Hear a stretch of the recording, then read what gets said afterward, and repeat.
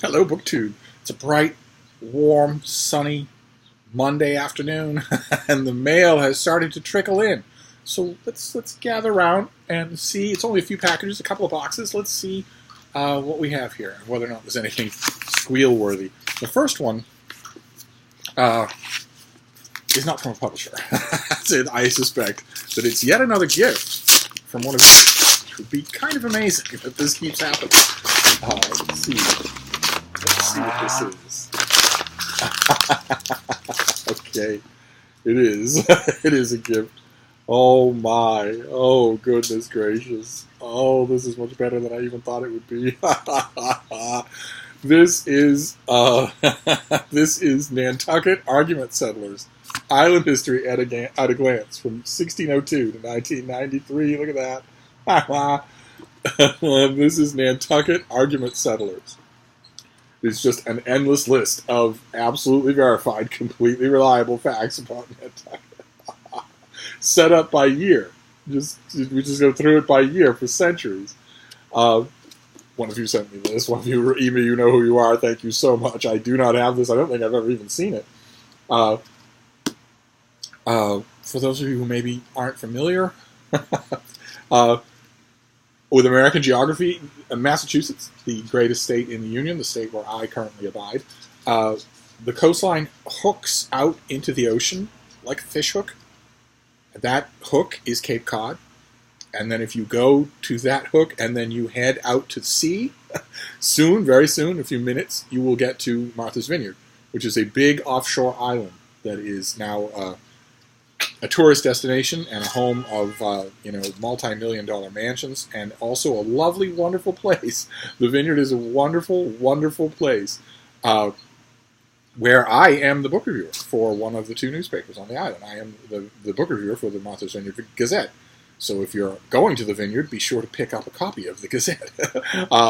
And much farther out in the ocean, there's another island called Nantucket. And it's a wilder place, a bit, or it used to be. It also is a home of now multi-million-dollar vacation homes. It also is a popular tourist destination. It has even more of an island unto itself regional flavor than Martha's Vineyard does.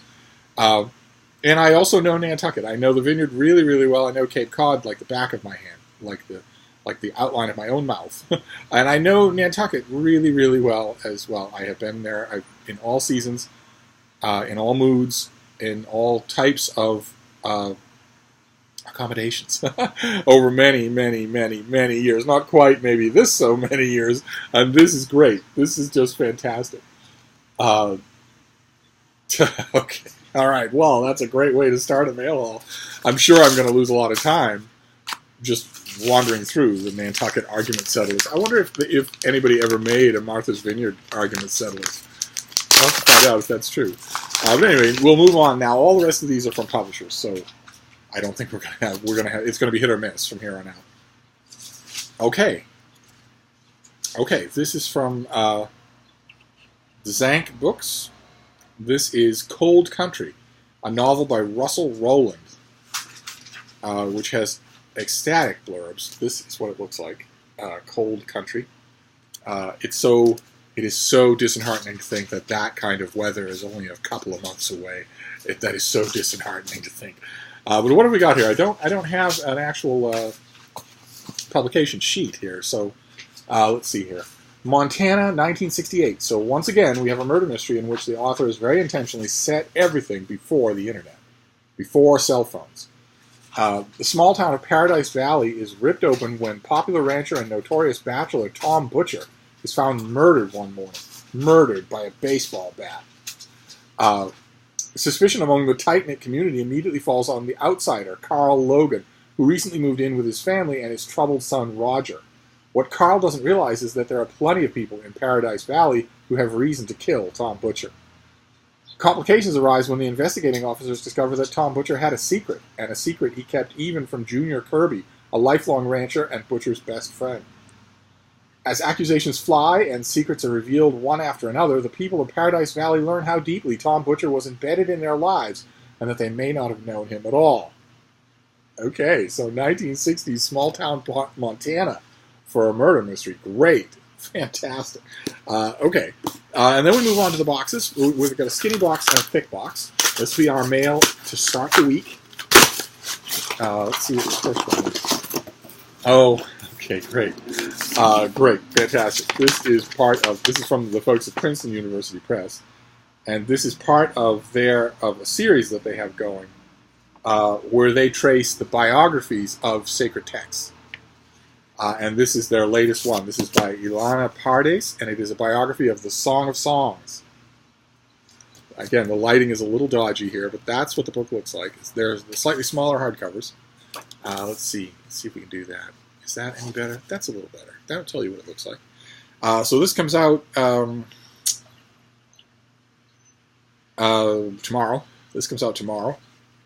If your bookstore has Princeton University Press books, I don't know if they do or not. The Song of Songs has been embraced for centuries as the ultimate love song. But the song of love readers have found in this ancient poem is strikingly varied. The author here invites us to explore the dramatic shift from readings of the song as a poem on divine love to celebrations of an exuberant account of human love.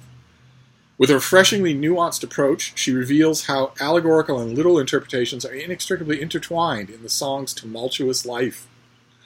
The body in all aspects, pleasure and pain, even erotic fervor, is key to any allegorical commentaries, and although the literal sensual song thrives in modernity, allegory has not disappeared. Okay, alright, fantastic. So, the author looks at Jewish and Christian interpreters of late antiquity who were engaged in disputes over the song's allegorical meaning. She looks at medieval Hebrew poets who introduced it into the opulent world of courtly banquets, and she looks at Kabbalists who use it as a springboard to celestial spheres. She shows how feminist critics have marveled at the song's egalitarian representation of courtship, and how it became a song of America for Walt Whitman, Herman Melville, and Toni Morrison. That pub sheet obviously was written before Toni Morrison died. Throughout these explorations of the song's reception, Pardes highlights the unparalleled beauty of its audacious language of love. Oh my! A whole book on the Song of Songs. Fantastic. Okay. All right. So, and these Lives of Great Religious Texts, they give you not just the current author's interpretation, but also a history of everything that's known about the literary history of the text in question. So they're endlessly fascinating. And then we have the final box here, and then we'll be done for today. I don't think we're getting any more mail. Of course, if we do, you'll be the first to know. Let's see what we have in here. This is it's a much bigger box, but it's light, so it's probably not going to be something very big. Hi, baby. What you doing? I'm so excited. Huh? You're so excited.